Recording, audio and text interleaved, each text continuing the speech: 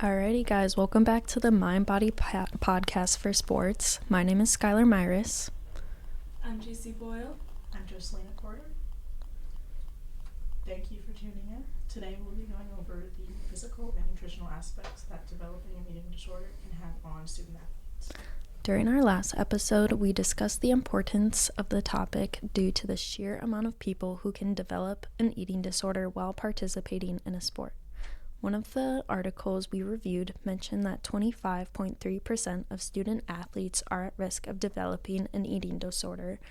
We also saw that the likelihood of developing an eating disorder increased in females and in cheerleaders. Today we are joined by Reese, Sports Dietitian Fellow at the University of Maryland. Reese, thank you so much for joining us today. Thanks for having me, you guys. So tell us a little bit about what you do here at the University of Maryland. Yeah, so like you said, I'm a fellow, so I function as like an extension of the sports dietitian staff. I specifically work with the Olympic sports side, so within sports usually it falls into two categories, Olympic sports and then football, and essentially Olympic sports is everything other than football. The specific team assignments that I have are men's and women's golf, women's lacrosse, and then I also work with field hockey, wrestling, and tennis. There's 4 other dietitians on staff, so we have Colleen Carrion, she's our director. Spencer Ferguson is another dietitian. We have Paula Karamihas and Shannon Stevens is our other Olympic sports fellow. So we all kind of work together to spread ourselves out across the teams, but then also just like accomplish things as a whole department. Awesome. So it sounds like you work pretty closely day to day with some of our athletes at UMD, and you're kind of involved in seeing how they approach their diet and their nutrition.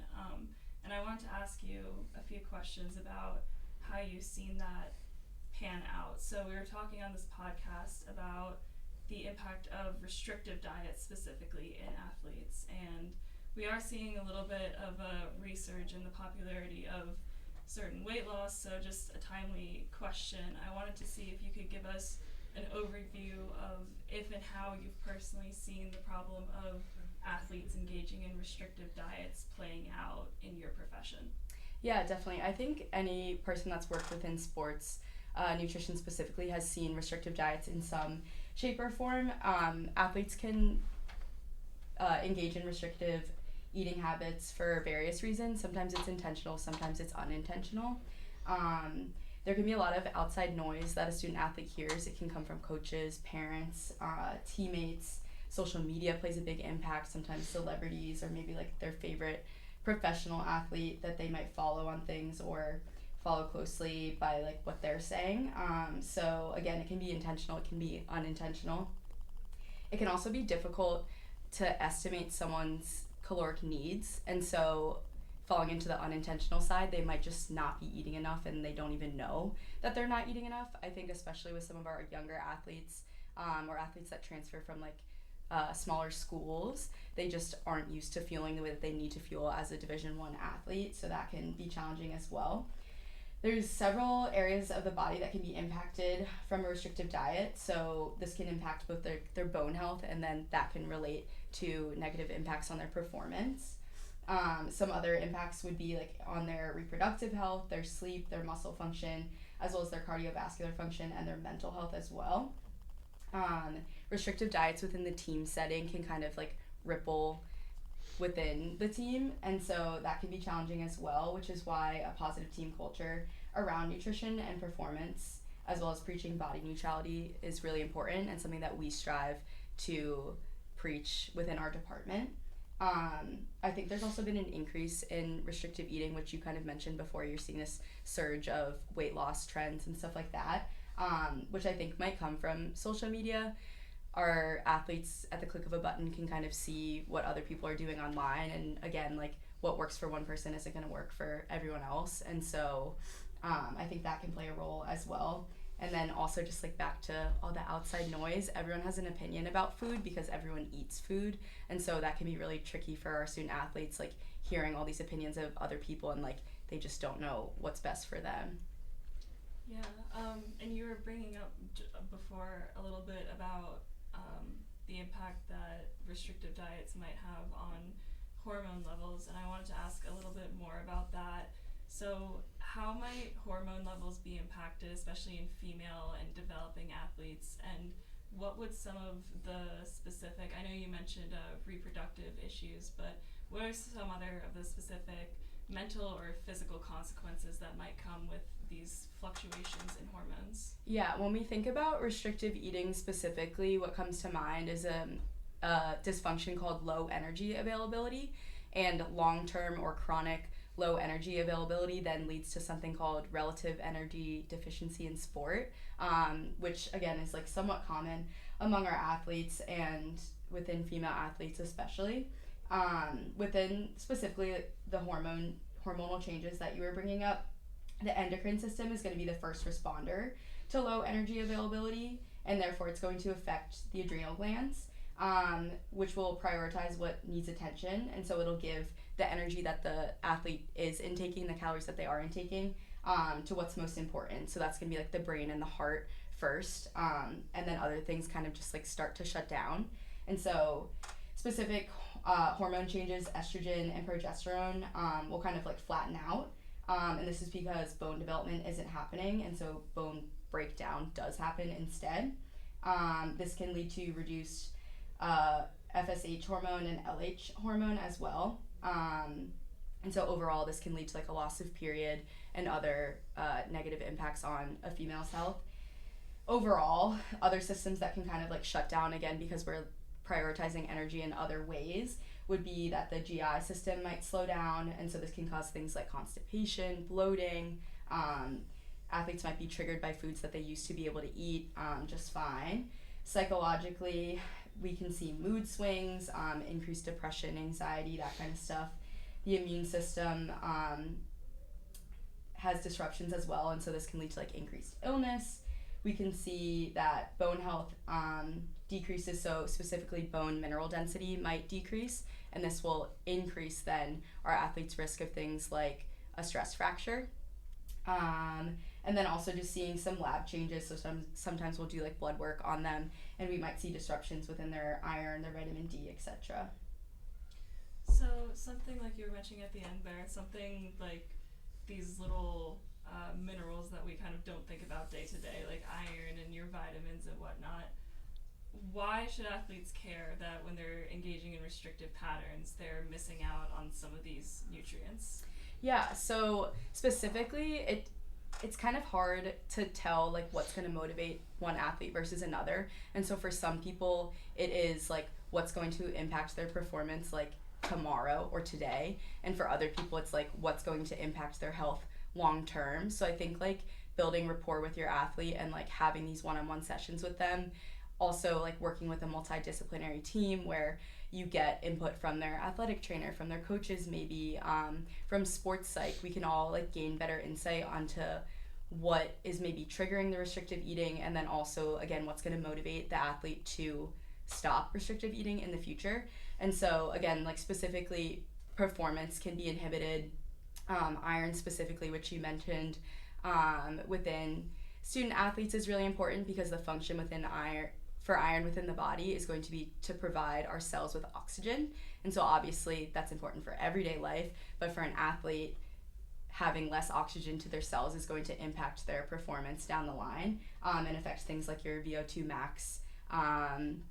Also just like low energy overall is going to impact not only like the muscular function, and so things like kicking a ball or shooting a ball or running down a field are going to be impacted, but then also their cognitive function will decrease as well. If we don't have enough energy to the brain, we can't make game time decisions, we can't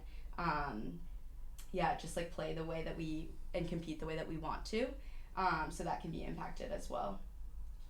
That's just so these are things I just never think about. I think when we think about an athlete restricting their diet, the first thing is, like you mentioned, you're not getting enough calories, or just like physically you're gonna have such low energy. But playing the long game too, like I have never thought about the fact that a restrictive diet in an athlete is gonna mess with their iron, which is gonna mess with their oxygen levels like during play. Right. Which is that's just something you don't think about, and all of these factors are really, really crucial to health.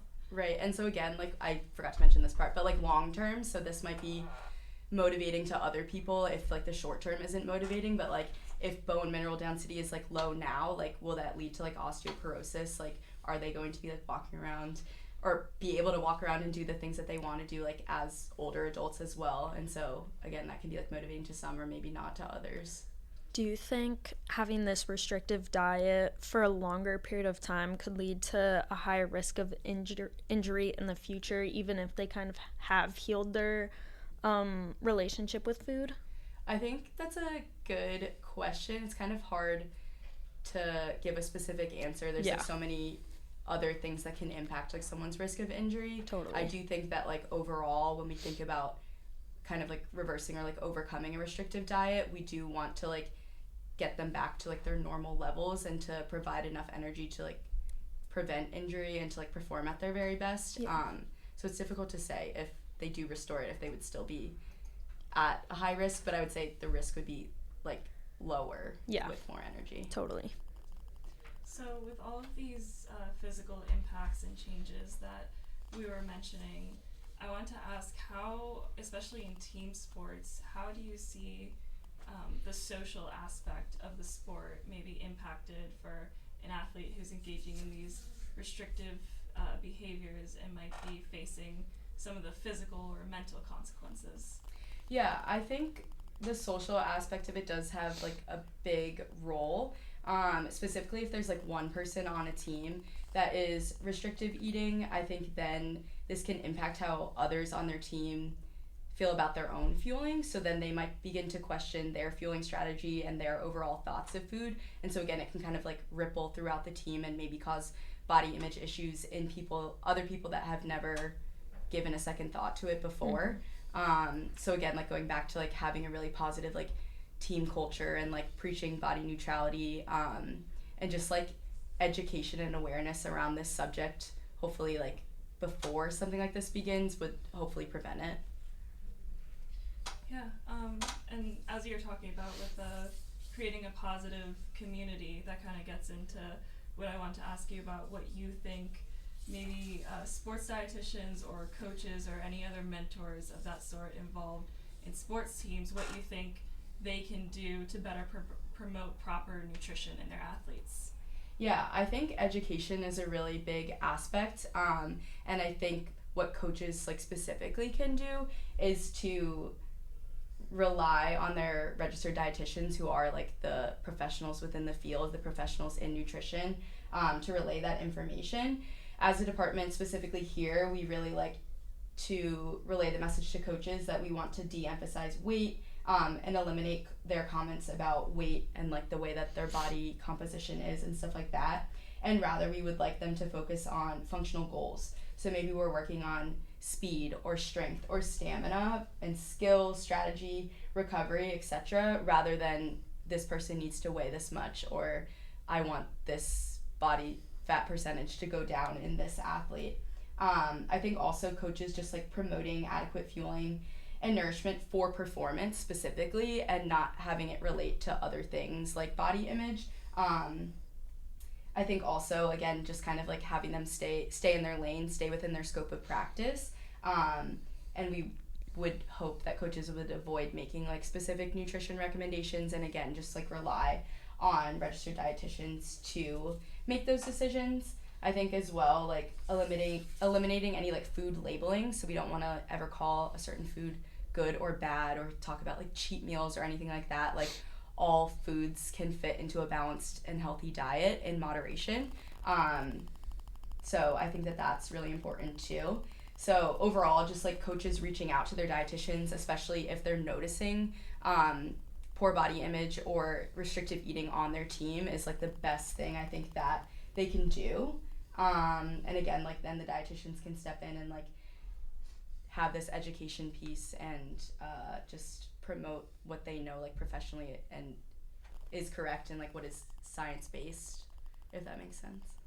Yeah, it's awesome to hear just from you and from an athlete that we were speaking with last week. It sounds like a lot of the dialogue in sports nutrition communities has changed, and like you were talking about, focusing on strength and stamina to get the most out of your diet and your performance rather than weight and size. Our athlete was talking about, like, she did cheer, so naturally, like in like 6th grade, they were giving everyone comments on their weight, like telling them don't eat too much at Thanksgiving and stuff like that.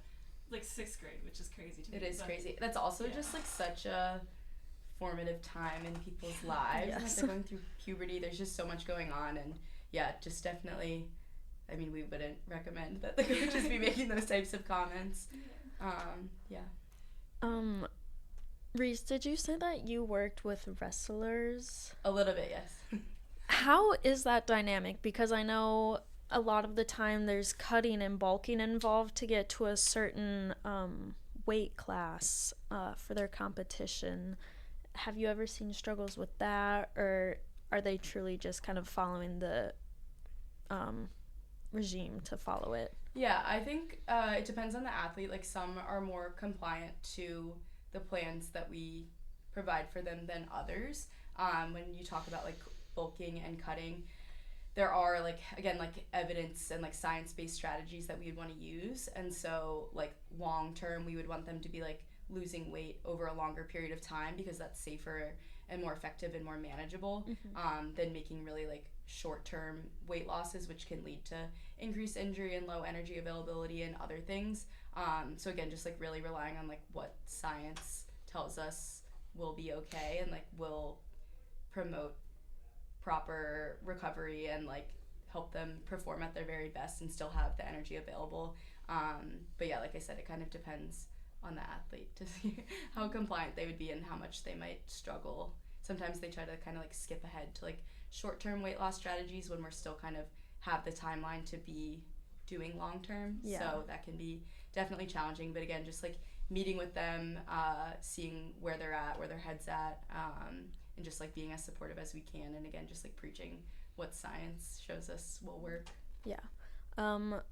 For our research, we looked at an article by Walter et al., and it did state that coaches usually lack in information about how eating disorders may affect their athletes. As, like, an ex-athlete myself, I thought nutrition wasn't really talked about enough, or if it was, it was just, like, carbo load before a big swim meet, and that was it. So I didn't know how to maintain my nutrition throughout a season.